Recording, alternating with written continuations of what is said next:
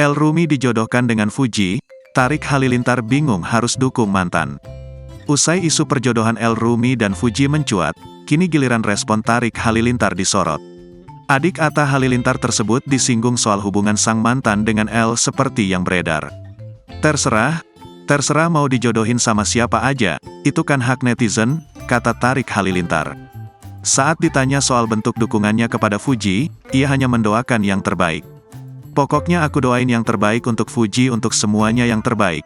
Apalagi yang mendoakan aku yang baik, aku pasti doain mereka juga, sambungnya. Lanjut Tarik, dirinya berujar belum mau balikan dengan Fuji. Ia juga tak mau diatur soal hubungannya oleh netizen. Sebelumnya, isu perjodohan El dengan Fuji memang langsung dibantah sendiri oleh putra kedua Maia Estianty tersebut. Pasalnya, ia sampai menolak tawaran sebuah brand lantaran enggan dipasangkan oleh Fuji.